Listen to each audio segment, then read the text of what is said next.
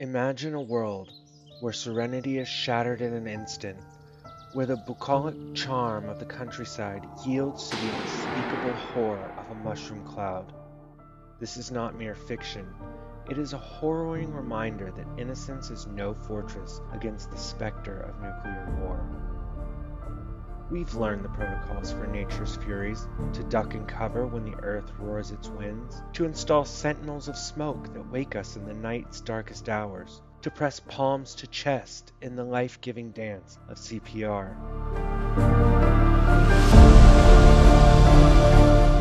Yet amidst these calamities we faced stands the unimaginable, a global crisis that grips our fate, a specter of destruction that questions our readiness, our resilience. Are we truly prepared?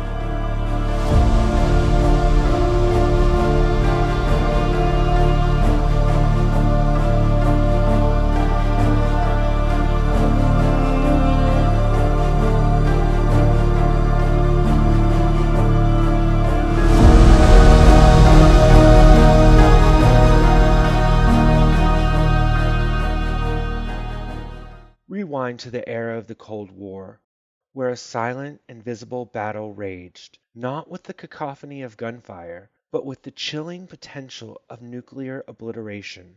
The world divided, balanced precariously on the knife's edge of destruction.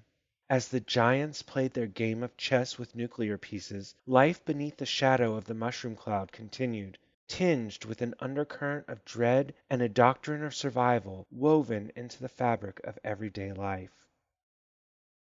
Envision a generation where the mantra duck and cover became as routine as the Pledge of Allegiance, where schoolyards became mock battlegrounds, the enemy unseen but ever present in the drills of a Cold War childhood.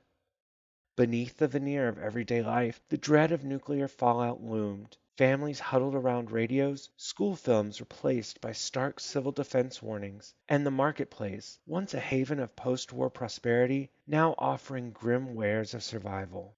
Basements and backyards became bunkers. Fathers with the same hands that built tree houses and fixed toys now mixed concrete and fortified subterranean shelters. They prepared with somber resolve places of refuge where they could only hope the laughter of their children could still be heard through thick lead doors. Every Geiger counter clicked in the rhythm of the heartbeat of the world. Every canned good stored away with a prayer for a future. Every gas mask hung by the door, a concession to an uncertain tomorrow. Enter the world of When the Wind Blows. Raymond Briggs, an artist known for his warmth and whimsy, takes a somber turn. Here innocence confronts cataclysm, as Jim and Hilda blogs stand as a symbol of a populace under the shadow of mad, mutually assured destruction. Briggs was a much-loved author of comic books and had previously released a string of highly successful graphic novels, all executed in his idiosyncratic, scratchy style, including Father Christmas, Fungus the Boogeyman, and the Snowman. Though superficially upbeat and jolly, something dour and tragic lurked behind Briggs' beguiling images. In 1980's Gentleman Jim, the book in which the characters of working-class couple Hilda and Jim Bloggs were introduced, he had already begun to transcend the divide between adult and children's books, narrating the bittersweet misadventures of the Walter Mitty-esque daydreamer and public toilet cleaner Jim as he struggles against officialdom.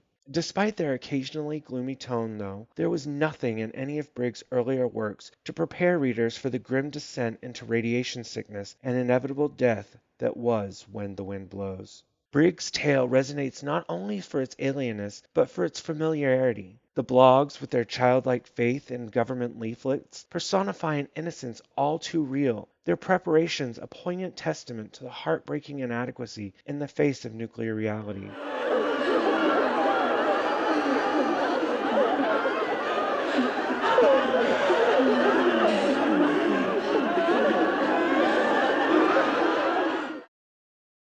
With fond memories of childhood spent in garden bomb shelters during the Second World War, the pair are initially united by Blitz spirit, which they manage to maintain even after the nukes have hit. At first. Keep away from windows. Cover your head and eyes. Do not look at the sky or through windows. Take shelter immediately. Repeat, stay indoors. Do not leave your home.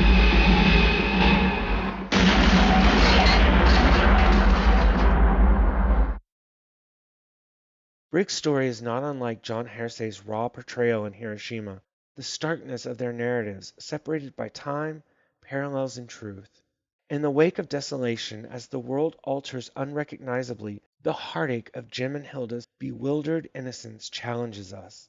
Even as they gaze upon their own injuries, however, Jim and Hilda refuse to recognize the reality of the situation.